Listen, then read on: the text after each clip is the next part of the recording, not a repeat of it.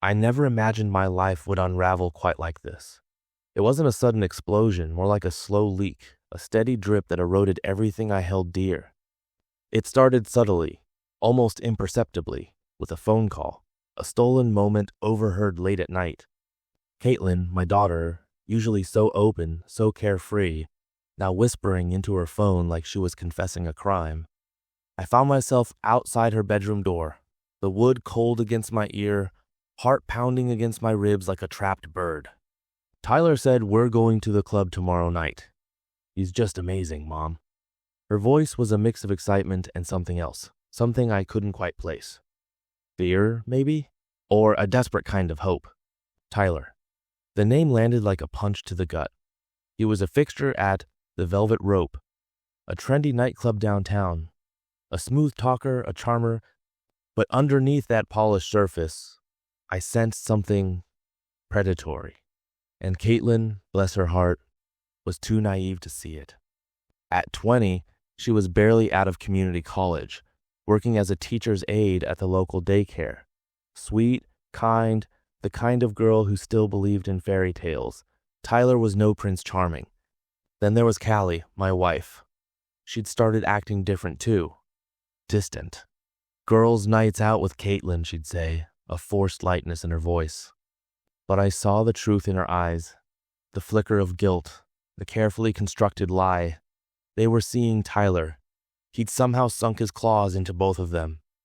And I, the protector, the provider, felt utterly helpless, watching my family slip away. The house, once a haven of laughter and warmth, now felt cold, sterile, the air thick with unspoken anxieties. The rhythmic thump of Caitlin's music had been replaced by an oppressive silence, broken only by the furtive whispers and Callie's clipped, defensive responses whenever I tried to talk to her. A growing unease settled within me, a constant knot in my stomach. I was working longer hours than ever, trying to make ends meet, trying to give Caitlin a good start in life. Maybe that was my mistake. Maybe I'd been too preoccupied with the bills, the responsibilities, to see what was really happening. Guilt gnawed at me. Had I been too absent, too consumed with providing to notice the subtle shifts, the unspoken needs? Had I failed them somehow? Tyler. I pictured his practiced smile, his easy confidence, the way he probably looked at Caitlin, at Callie. Anger simmered beneath the surface, a low, dangerous fire. He was the catalyst. The one who'd set this whole thing in motion. He was poisoning my family, and I was starting to realize just how determined I was to stop him. The protectiveness overwhelmed my better judgment, becoming an ache that demanded to be addressed. He would not get away with this. It all started innocently, a seemingly harmless ripple that quickly escalated into a tidal wave. Caitlin's first venture into the club scene. A girls' night out with her work friends, a chance to unwind after a long week at the daycare. I didn't give it a second thought. 20-year-olds exploring their freedom, it was a rite of passage. I even remember thinking it was good for her, a chance to let loose. Then the aftershocks began. The constant texting, the ridiculously late nights, excited, breathless stories about the Velvet Rope, how amazing the music was, the incredible atmosphere. And then, the name, Tyler. He'd approached her, she gushed, with a drop-dead smile, and some smooth line about her unique vibe. My internal alarm started blaring. That smooth talk was a red flag if ever I saw one. Initially, it was just weekends. Caitlin, transformed, would emerge from her room, drowning in cheap perfume and wearing clothes that were a little too tight, a little too short. Her eyes sparkled with a manufactured excitement as she rushed out the door. She'd stumble home in the early hours, smelling like stale cigarettes and regret, her bright eyes clouded with something I couldn't quite decipher. I tried to broach the subject, to gently suggest she might be burning the candle at both ends. Dad, seriously, chill, she'd retort, rolling her eyes with practiced teenage disdain. I'm just blowing off steam. You're such a dinosaur. Her words, like tiny daggers, found their mark. I recoiled, not wanting to be the oppressive patriarch, stifling her newfound independence. But a gnawing unease persisted. a feeling that this was more than just harmless fun. This was different. This was wrong. And then Callie got pulled into the orbit. Suddenly, she was chaperoning Caitlin, joining these girls' nights under the guise of keeping her safe. I saw right through it. She was drawn to the shimmering allure of the velvet rope, captivated by Tyler's carefully crafted charisma. She started experimenting with her wardrobe, too. Skin-tight dresses, more daring makeup. Callie had always possessed a natural beauty, a quiet elegance, but this felt like she was desperately trying to recapture a youthful exuberance, or perhaps chasing a dream she'd never dared to dream. Our family dinners devolved into tense, stilted affairs, punctuated by uncomfortable silences. When I attempted to initiate a conversation, they'd exchange secretive, knowing glances, sharing jokes and anecdotes that remained just beyond my grasp. I felt like a stranger in my own home, an unwelcome intruder. I mustered my courage and confronted Callie, voicing my growing concerns about Caitlin, the seductive draw of the club, and the manipulative nature of Tyler. She vehemently dismissed my anxieties, accusing me of being overly suspicious, hopelessly jealous, and fundamentally incapable of trusting her. "You're being utterly ridiculous," she snapped back one night, her voice laced with icy disdain. "We're simply having a good time. Can't you for once just be happy for us?" Happy? My family was disintegrating before my very eyes, spiraling down a path of reckless abandon, and she expected me to be happy? A profound sense of helplessness washed over me, leaving me stranded in a living nightmare. I was forced to bear witness as Caitlin and Callie became increasingly intertwined with Tyler's deceitful machinations, their lives progressively consumed by the intoxicating allure of the velvet rope. I was slowly, agonizingly losing them, piece by precious piece, and I felt utterly powerless to intervene. The chasm between us widened, an ever-expanding abyss that threatened to swallow us whole. They inhabited one side, bathed in the artificial neon glow of the club, while I remained stranded on the other, cloaked in a suffocating darkness, desperately reaching out with outstretched hands, yet unable to bridge the growing divide. I knew I was crossing a line, descending into a world of paranoia and obsession, but I couldn't stand idly by while Tyler tightened his grip on my family. I had to fight back, and that meant digging into his life, uncovering the truth beneath the carefully constructed facade. The investigation began. The velvet rope was a sensory assault. The bass vibrated through my bones, the flashing lights blurred my vision, and the air hung thick with the cloying scent of cheap liquor and manufactured desire. It was a far cry from our quiet suburban existence, a place where I felt utterly out of place, like an intruder in a world I didn't understand, and frankly, didn't want to. Yet, I had to navigate its murky depths to save my family. Initially, my surveillance was clumsy, amateurish. I'd park my car across the street, lurking in the shadows, watching the entrance with a growing sense of dread. I'd see Caitlin and Callie arrive, their faces flushed with excitement, dressed in clothes that didn't quite seem like them, clothes that Tyler had likely encouraged. Then Tyler would appear, gliding through the crowd with an effortless charm, his smile a practiced mask, his eyes calculating, predatory. Driven by a desperate need for concrete evidence, I invested in a cheap, grainy camera. From my vantage point across the street, I snapped blurry, indistinct photos of their comings and goings. Each click of the shutter felt like a betrayal, a violation of their privacy. But I justified it as a necessary evil. It was pathetic. I knew the actions of a desperate, slightly unhinged man. But it was the only weapon I had. Fueled by a growing unease, I started venturing inside the velvet rope, forcing myself to become a temporary fixture in its artificial landscape. Nursing a watered-down beer at the bar, I struggled to blend in, to become invisible. I listened intently to Tyler's conversations, the smooth, practiced lies he spun for the gaggle of women who surrounded him, drawn to his magnetic charm. He'd weave elaborate fantasies, make extravagant promises, and peddle carefully curated dreams. He was masterful, I had to admit. a true artist of manipulation. He knew precisely what to say, how to say it, when to say it. He possessed an uncanny ability to make anyone feel uniquely special, undeniably important, deeply desired. It was a performance, a meticulously crafted illusion designed to ensnare the vulnerable.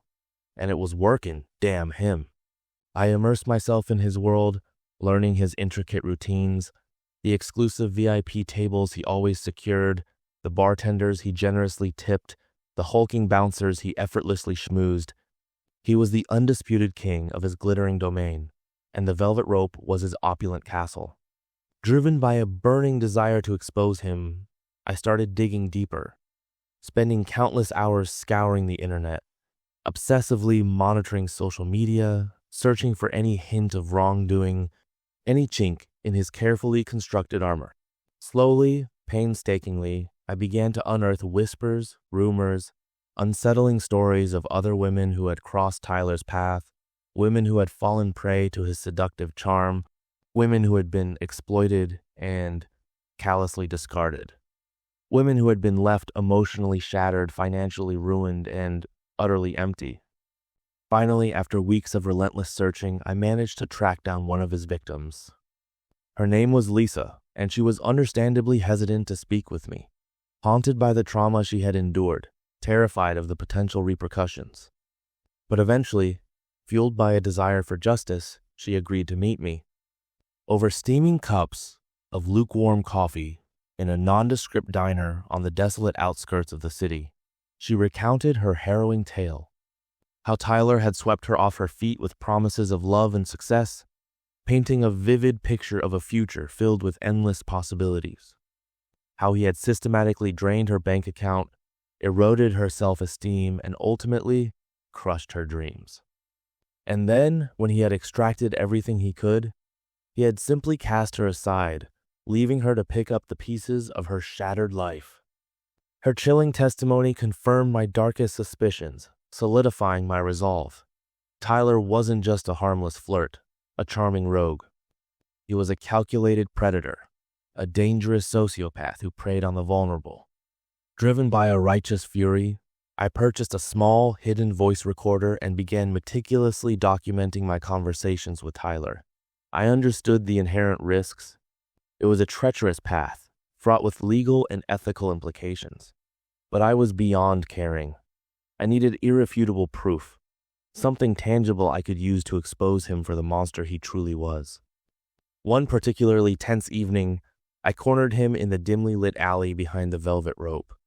He was casually smoking a cigarette, leaning against an overflowing dumpster, radiating an air of arrogant self-assurance, looking every bit the king surveying his kingdom. "What do you want, old man?" he sneered, his voice laced with disdain, his eyes narrowed with suspicion. "I know what you're doing, Tyler," I said, struggling to maintain my composure, my voice trembling with a barely controlled rage. "I know what you're doing to my family." He simply smirked, a flicker of amusement dancing in his eyes. "Your wife and daughter are having a fantastic time. They adore me." His callous words struck me like a physical blow, a sharp, agonizing pain that resonated deep within my soul. But they also ignited a fierce, unwavering determination. I pressed on, relentlessly gathering evidence. Financial records, incriminating text messages, first-hand accounts from other victims. I was painstakingly building a case, brick by painstaking brick. It was a perilous undertaking, but I was playing for the highest stakes imaginable. My family's future, their very well-being, depended on it.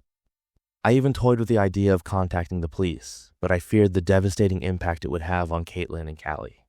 The shame, the public scrutiny, the emotional fallout, it would be unbearable. So, I continued my covert investigation, pushing myself to the absolute limit, driven by a singular, all-consuming goal: to uncover the truth and bring Tyler crashing down, no matter the personal cost. The velvet rope, with its pulsating music and throngs of bodies, was too exposed, too unpredictable. A public takedown would only allow Tyler to play the victim, twist the narrative to his advantage. No, this had to be surgical, precise. He needed to be cornered, stripped of his carefully constructed defenses. That meant finding him on his own turf. So, I became a shadow. a ghost in his periphery. I tracked his movements, learning his routines, anticipating his next move. His apartment, a soulless glass tower overlooking the glittering cityscape, seemed an appropriate symbol of his superficial existence. I watched it, a silent sentinel, waiting for the opportune moment. He finally emerged, late the following afternoon, radiating an infuriating air of confidence. He was dressed casually but expensively, his hair perfectly coiffed, his stride conveying an almost arrogant self-assurance. He ambled down the street, seemingly without a care in the world. The sight of him, so carefree and oblivious to the storm brewing around him, sent a fresh surge of anger through me. I followed him, maintaining a discreet distance, my senses heightened, my heart hammering against my ribs like a frantic drummer. Each step brought me closer to the confrontation, closer to the moment of truth. He ducked into a dimly lit, upscale bar tucked away on a side street. It was the kind of place where secrets were whispered and deals were brokered, a haven for the city's elite. The low lighting and hushed conversations offered a semblance of privacy, a stark contrast to the chaotic energy of the velvet rope. Perfect. I hesitated for a moment, steeling myself for what was to come. This was it. There was no turning back. I took a deep, steadying breath and pushed open the heavy oak door, stepping into cool, smoky interior. He was perched at the bar, nursing a drink that looked suspiciously like aged scotch, engaged in an animated conversation with a woman who possessed long, platinum blonde hair and a distinctly predatory smile. She hung on his every word, her eyes sparkling with admiration, or perhaps just dollar signs. I forced myself to wait, to remain patient, until she finally excused herself and sashayed away, leaving Tyler alone with his thoughts and his drink. This was my chance. I approached him, my footsteps muffled by the plush carpet, my voice low and controlled, struggling to contain the raw anger that threatened to erupt from within me. "Tyler," I said, the single word hanging in the air between us. He turned, a flicker of irritation momentarily disrupting his smooth facade. "Well, well, look who decided to grace us with his presence," he drawled, his voice laced with sarcasm. "What do you want?" "We need to talk," I said, my voice hardening, my gaze unwavering. "About what exactly?" he asked, raising a perfectly sculpted eyebrow. "I'm rather busy, as you can see." He gestured dismissively to the empty seat beside him. "About Caitlin," I said, the name feeling like a lead weight in my mouth, "and Callie." He chuckled, a low, mocking sound that sent a shiver of revulsion down my spine. "Ah, yes, your little family. What about them? They seem perfectly happy to me. In fact, I'd venture to say they're thriving. Thanks to me, of course." "You're using them," I said, my voice rising, my control beginning to fray. "You're manipulating them, preying on their insecurities, draining their bank accounts." He leaned back against the bar, his expression hardening, his eyes narrowing with a dangerous glint. "You're out of your mind, old man," he said, his voice low and menacing. "They're consenting adults. They enjoy my company. And they certainly appreciate my generosity." "Generosity with their money," I countered, my voice dripping with contempt. "Money you convince them to give you. Money they can't afford to lose." I reached into my jacket and pulled out a small manila envelope, its contents representing weeks of painstaking research, of sleepless nights spent poring over financial records and online databases. Inside were meticulously copied bank statements, meticulously documenting Tyler's extravagant lifestyle, the large cash withdrawals followed by a flurry of purchases at high-end jewelry stores and exclusive designer boutiques, items that Caitlin and Callie were now proudly displaying. He paled slightly, the color draining from his face, but he quickly recovered, regaining his composure with practiced ease. "Those are gifts," he said, his voice regaining its smooth, confident tone. "I'm a generous person. I enjoy spoiling the women in my life." "Generous with stolen money," I retorted, tossing the bank statements onto the bar. "Money you've siphoned away from my family." I reached into my pocket again, retrieving another piece of evidence. A copy of a text message Caitlin had sent to a close friend, a desperate plea for help, complaining about being short on rent money and struggling to make ends meet. A stark contrast to the image of carefree extravagance she projected when she was with Tyler. She's struggling financially, I said, my voice trembling with suppressed anger. She can barely afford to pay her bills. But you don't care, do you? As long as you get what you want. As long as you can maintain your lavish lifestyle. He slammed his fist on the bar, the sudden violence causing several patrons to turn and stare. Get out of here, he hissed, his voice laced with barely contained fury. Before I call the cops and have you arrested for harassment. The cops won't help you, Tyler, I said, my voice unwavering, my resolve hardening. I have more evidence than you can possibly imagine. I have witnesses who are willing to testify against you. I reached into my pocket once more, pulling out a small, unassuming digital recorder. The device felt heavy in my hand, a symbol of the lengths I had gone to in order to expose his lies. Lisa told me everything, I said, the words hanging in the air like a death knell. His face drained of all color, his eyes widening with a primal fear. Lisa was his Achilles heel, the one loose end that could unravel his entire operation. She knew too much, had seen too much. You talked to Lisa? He stammered, his voice barely above a whisper. The bravado was gone, replaced by a raw, desperate fear. She told me about the empty promises you made, the mountains of money you took, the hopes and dreams you systematically crushed, I said, my voice growing stronger, fueled by a righteous anger. She told me how you left her with nothing, broken and alone. He lunged at me, his eyes blazing with fury, his hands outstretched, attempting to snatch the recorder from my grasp. I anticipated his move, sidestepping his clumsy attack, causing him to lose his balance and knock over his drink, the amber liquid spilling across the polished surface of the bar. Stop it, Tyler, I said sharply, my voice ringing with authority.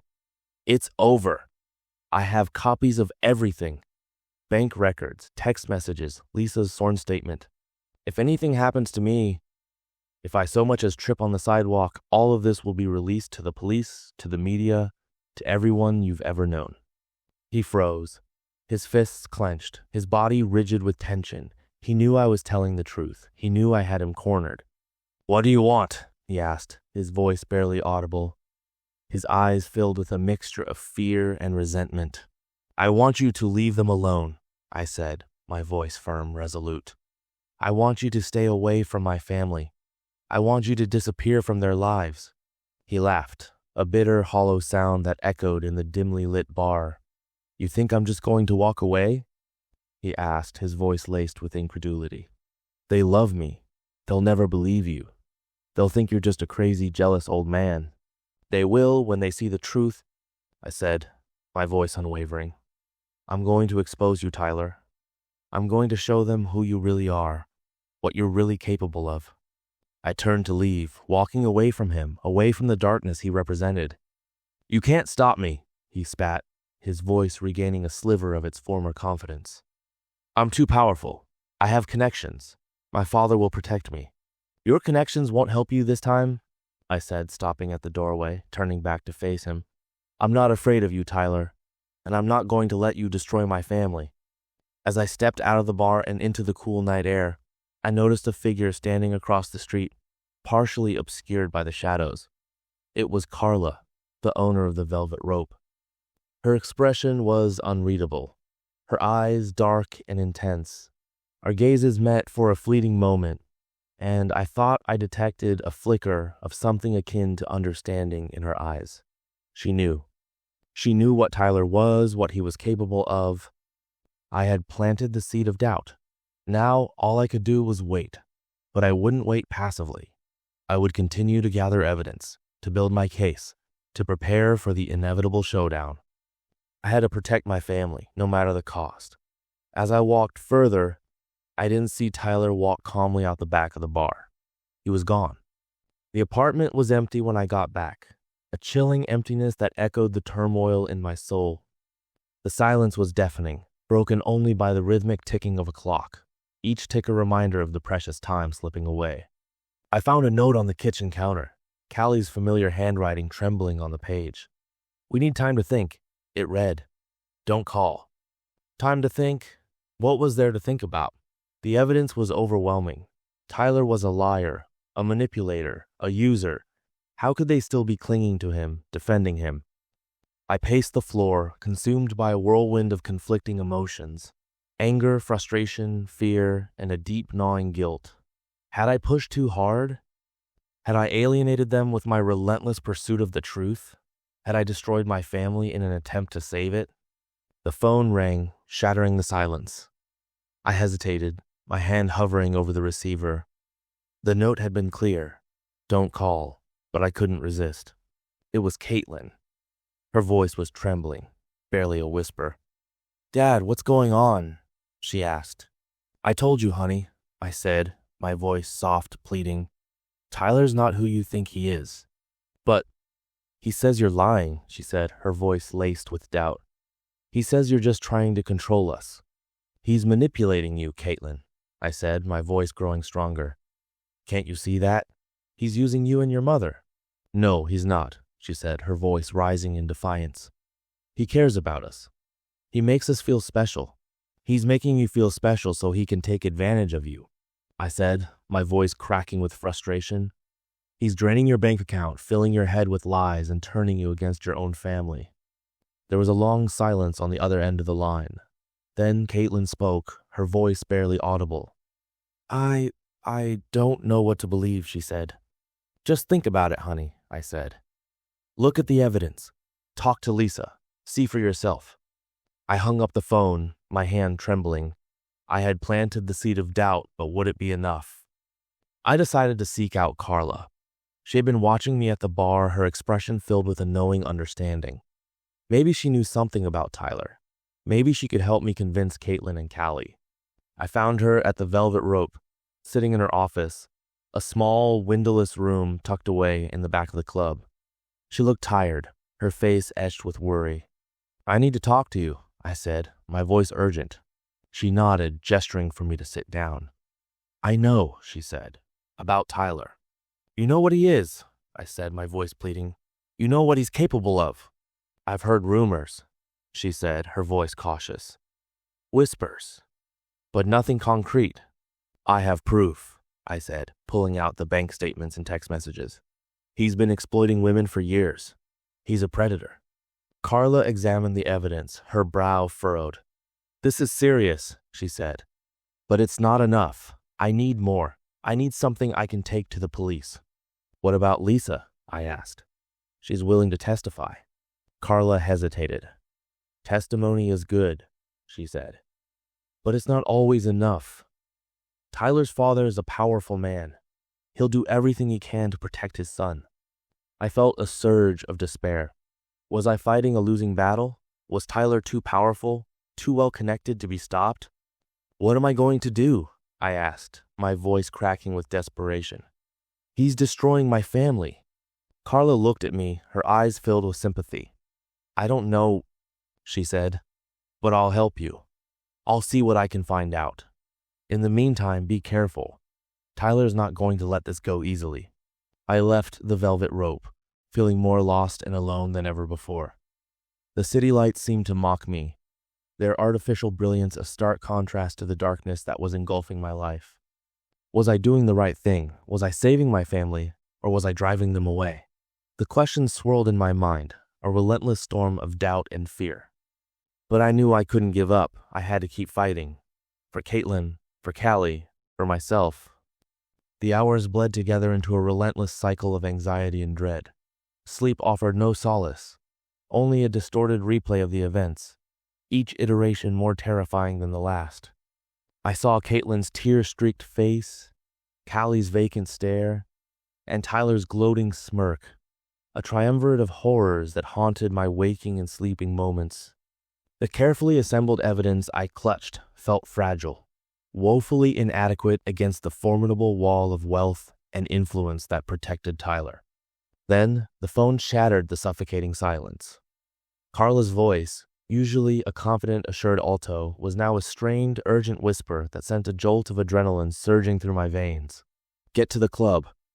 Now. He's here." My heart hammered against my ribs, a frantic drumbeat urging me forward. I navigated the city streets, the familiar landmarks blurring into an indistinguishable smear of light and shadow. As I neared the velvet rope, the usual cacophony of music and laughter was conspicuously absent. The once vibrant facade was shrouded in an unsettling darkness, the neon lights dimmed to a somber, almost mournful glow. An oppressive silence hung in the air, broken only by the distant wail of a police siren, a sound that seemed to amplify my growing sense of foreboding.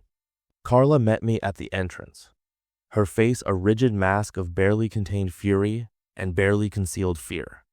She grabbed my arm, her fingers digging into my flesh, and pulled me inside with a force that belied her slender frame. "He's in my office," she hissed, her breath hot against my ear, trying to strong-arm me into silence. "What's going on, Carla? What did he say?" I asked, my voice tight with a mixture of apprehension and desperation. My mind raced, trying to anticipate the possible scenarios, each one more terrifying than the last.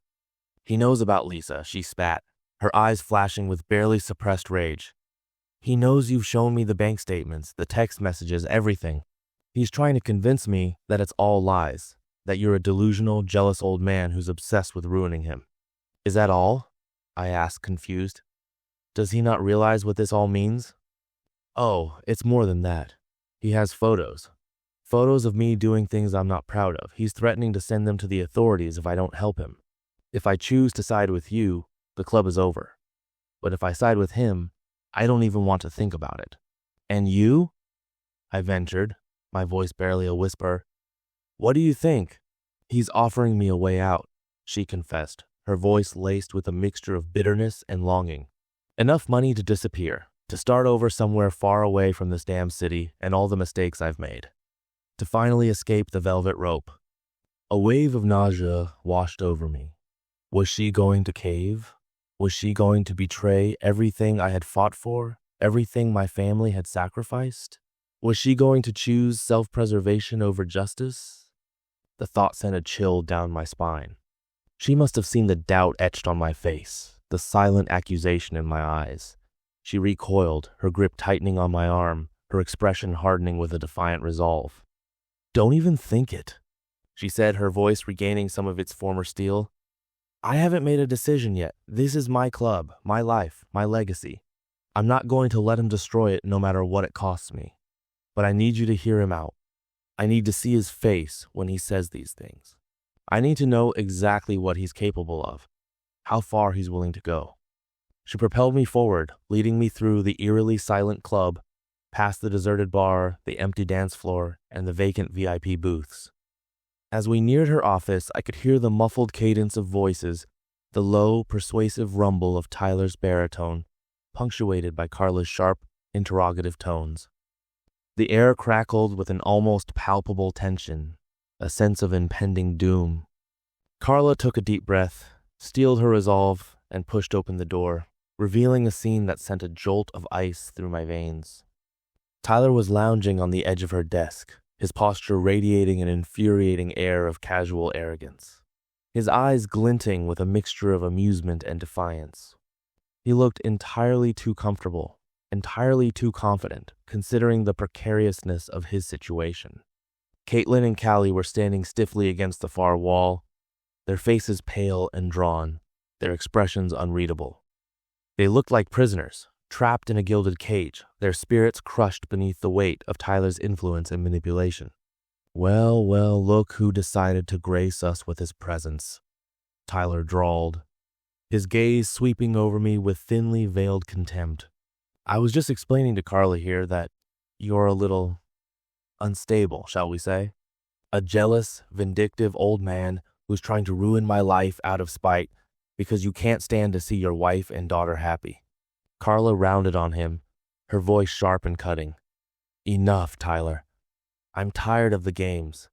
I asked you a question, and I expect a straight answer. Is what this man is saying true? Have you been exploiting these women? Have you been lying to them? Have you been using my club to further your own selfish agenda?" Tyler hesitated, his eyes darting nervously between Carla, Caitlin, and Callie. He knew he was cornered, that his carefully constructed facade was crumbling around him. But he wasn't about to give up without a fight. Of course not, he said, his voice regaining a semblance of its former smoothness, his eyes fixed on Carla with a desperate plea. He's making it all up, Carla. He's obsessed with me. He's crazy. I'm asking you, Carla said, staring daggers at Tyler. Are you telling me that bank statements can't be faked? Or that those messages I saw were photoshopped? Why are you trusting him and not me? Tyler asked, his voice full of anger. Because I want to protect my club. What am I supposed to do? Carla yelled back. Before she could continue, Tyler had stormed off, almost knocking over his chair. You'll regret this, he shouted, before leaving the room and slamming the door behind him. The aftermath was a raw, gaping wound. Caitlin moved back home, a shadow of her former self. The vibrant spark that had once defined her was extinguished, replaced by a quiet sorrow. The legal proceedings against Tyler were swift, almost anticlimactic. He pleaded guilty to fraud and exploitation, receiving a relatively light sentence due to his lack of prior offenses and his father's behind-the-scenes maneuvering. Callie and I, however, couldn't recover. The breach of trust was too wide, the pain too deep. We tried therapy, we tried communication, but the weight of resentment and regret proved too heavy to bear. We divorced quietly, respectfully, minimizing the damage for Caitlin's sake. Years drifted by, marked by the slow, painstaking process of healing. Caitlin eventually found her footing, channeling her pain into a passion for helping others. She became a therapist, working with young women who had experienced similar forms of manipulation and abuse. She found strength in her own vulnerability, transforming her scars into badges of honor. I, too, found a measure of peace, focusing on my work, on supporting Caitlin, and on building a quiet, solitary life. The anger subsided, replaced by a quiet acceptance of what had happened. One day, a letter arrived. It was from Tyler. He was requesting a visit. I stared at the letter for a long time, my heart pounding, my hands trembling. Part of me wanted to confront him, to unleash all the pent-up anger and resentment that still lingered within me, my memory forever. But in the end, I decided not to go. I realized that I didn't need his apology, his remorse, his acknowledgement of the pain he had caused. I had already found closure within myself. I had survived, I had rebuilt, and I had found a way to move forward. Visiting him would only reopen old wounds, stirring up the darkness I had worked so hard to overcome. It would give him power, a power he no longer deserved. So, I tossed the letter into the fire, watching it burn until it was nothing but ashes.